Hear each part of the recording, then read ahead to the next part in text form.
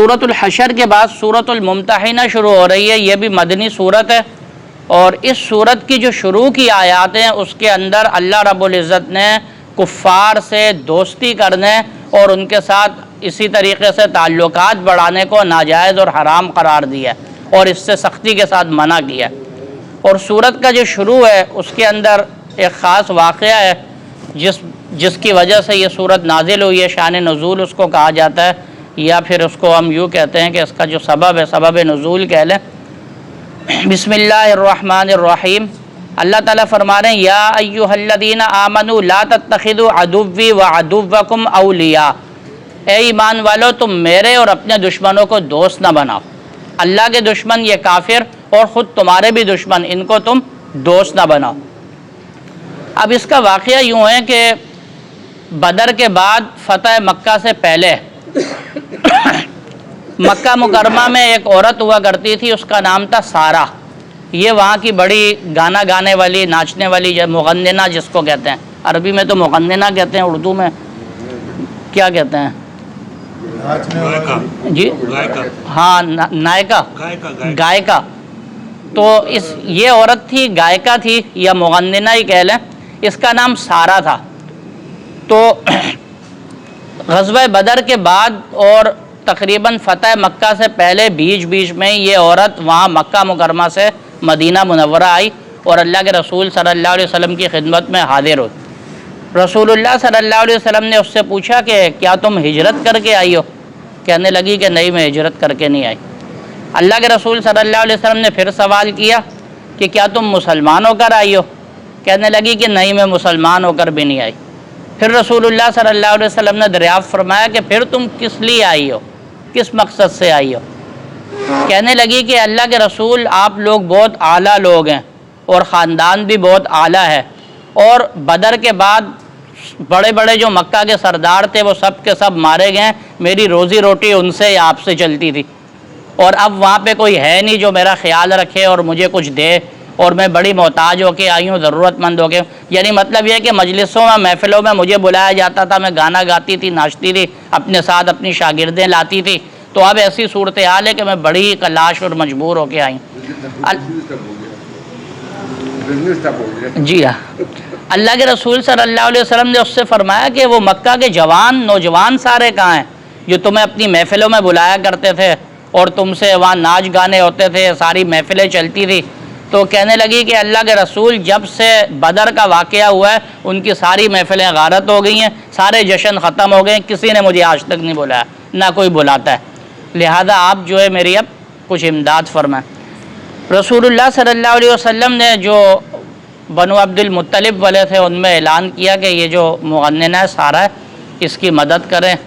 تو جتنے بھی لوگ تھے انہوں نے کافی ساری رقم بھی دی، کچھ پوشاکیں بھی دی، کپڑے بھی دیے، وہ سارہ بڑی خوش ہوئی۔ یہ واقعہ یہاں تک ہوا، اور اب آتا ہے اصل واقعہ کہ یہ واقعہ جو پیش آیا یہ صلح حدیبیہ جو ہوئی تھی، کفار مکہ نے صلح حدیبیہ توڑ دی، وہ معاہدہ توڑ دیا۔ اس وقت یہ مغننہ وہاں آئی ہوئی تھی۔ جب انہوں نے معاہدہ توڑ دیا تو اللہ کے رسول صلی اللہ علیہ وسلم نے جنگ کی تیاری شروع کر دی کہ اب مکہ پہ حملہ کرنا ہے، اور اللہ کے رسول صلی اللہ علیہ وسلم کی خواہش تھی کہ مکہ والوں کو اس کی اطلاع نہ ملے کہ ہم لشکر لے کے پہنچنے والے ہیں، اور آپ صلی اللہ علیہ وسلم نے دعا بھی فرمائی کہ اللہ ان کو اس کی، ہماری جنگ کی تیاریوں کی خبر اطلاع نہ ملے۔ اب وہاں پہ اللہ کے رسول صلی اللہ علیہ وسلم تیاری کر رہے تھے، اور ادھر ایک صحابی تھے حضرت حاطب رضی اللہ تعالیٰ عنہ۔ یہ صحابی یمن کے صحابی تھے اور وہاں سے مکہ مکرمہ آئے تھے، اور مکہ مکرمہ سے انہوں نے پھر مدینہ منورہ بھی ہجرت کی۔ اب ظاہر ہے کہ یہ یمنی تھے اور مکہ مکرمہ میں ان کا کوئی بڑا خاندان نہیں تھا، صرف ان کے چند گھر والے تھے، بیوی بچے تھے، اور باقی جو مہاجر صحابہ تھے ان کے خاندان والے بھی تھے اور کافر تھے اگرچہ، لیکن اس بات کا کم از کم سپورٹ تو تھی کہ باقی مشرک ان کو اتنا نقصان نہیں پہنچائیں گے۔ حضرت حاطب رضی اللہ تعالیٰ عنہ کو جب پتہ چلا کہ اب اللہ کے رسول صلی اللہ علیہ وسلم حملہ کرنے کا ارادہ رکھے ہوئے، تو ان کو یہ بھی فکر ہوئی کہ کفار مکہ میرے جو وہاں گھرانے ہیں اس کو نقصان نہ پہنچائے، کیونکہ وہاں ان کی کوئی مدد کرنے والا نہیں ہے۔ اگر میں تھوڑا سا ان کا ساتھ دے دوں تو یہ کہ وہ کم از کم ان کے دل نرم ہو جائیں گے، فتح تو اللہ کے رسول صلی اللہ علیہ وسلم کو ویسے ہی ملے گی، ان کا کوئی نقصان نہیں ہے۔ تو یہ سوچ کے انہوں نے یہ کیا کہ ایک خط تحریر کیا خفیہ، اور وہ اس سارہ کے حوالے کیا۔ اس کے اندر کفار مکہ کو خبر دی گئی کہ تیاری کر لو، اللہ کے رسول صلی اللہ علیہ وسلم لشکر لے کے آ رہے ہیں، حملہ کرنے والے ہیں۔ اور سارہ وہاں سے نکل گئی، اس کو کہا کہ آپ لے کے چلے جاؤ، اور دل میں انہوں نے کہا کہ فتح تو اللہ رب العزت رسول اللہ صلی اللہ علیہ وسلم کو ہی دیں گے، تو چلو کفار مکہ کا دل نرم ہو جائے گا، میرے بیوی بچے بچ جائیں گے، ان پہ کوئی زیادہ مظالم نہیں ڈھائیں گے۔ یہ ان کے دل میں سوچ تھی۔ ادھر وہ خط لے کے مدینہ منورہ سے تیزی سے نکل گئی، ادھر اللہ کے رسول صلی اللہ علیہ وسلم پہ وحی نازل ہوئی اور سارا واقعہ بتا دیا گیا کہ حضرت حاتب رضی اللہ تعالیٰ عنہ نے اس طریقے سے دشمنوں کو خط لکھ دیا اور لشکر کی تیاری کی، اس میں خبر دے دی گئی ہے، اور یہ ساری تفصیل، اور ساتھ یہ کہ وہ جو سارہ تھی اس کے حوالے یہ خط کیا گیا۔ رسول اللہ صلی اللہ علیہ وسلم نے فوری طور پہ حضرت علی رضی اللہ تعالیٰ عنہ، حضرت زبیر بن عوام رضی اللہ تعالیٰ عنہ اور ایک صحابی اور ان تینوں کو طلب فرمایا اور کہا تیز رفتار گھوڑوں پہ جاؤ، اور وہی کے مطابق ایک مقام کا ذکر کیا گیا تھا، روضہ نامی جگہ، وہاں پہ وہ موجود ہے، اور اس کو وہاں گرفتار کر لو اور اس سے خط برآمد کرو اور لے کے آ جاؤ۔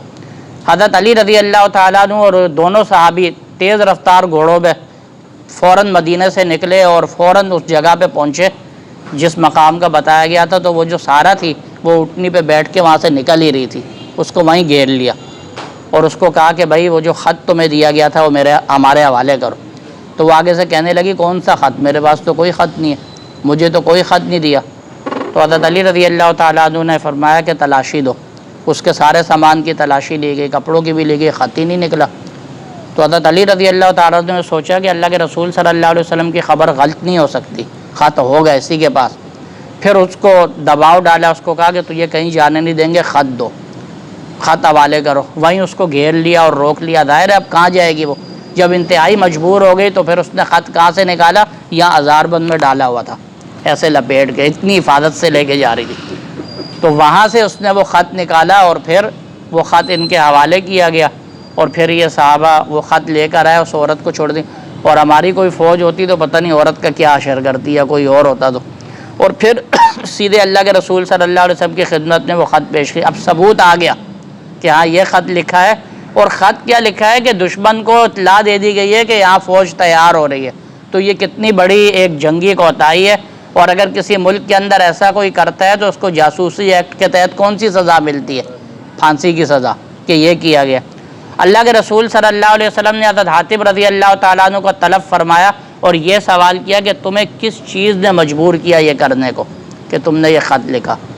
حضرت حاتب رضی اللہ تعالیٰ عنہ سر جھکائے بیٹھے ہیں، کہنے لگے اللہ کے رسول، میرے دل میں ایمان ذرہ برابر کم نہیں ہے، ایمان میرے دل میں ویسا ہی ہے، مجھے صرف اس بات کی فکر تھی کہ میرے وہاں پہ جو گھر والے ہیں ان کو یہ کافر نقصان نہ پہنچائے، اور مجھے یہ یقین تھا کہ فتح تو اللہ رب العزت آپ کو دیں گے، آپ کا کوئی نقصان نہیں ہے، لیکن یہ کہ میرے گھر والے بچ جائیں گے، اس لیے میں نے مکہ والوں کو ایک خط لکھا کہ ان کے دل کچھ نرم ہو جائے، اس کے علاوہ اور کچھ بھی کوئی میری کسی قسم کا میرا مقصد نہیں تھا۔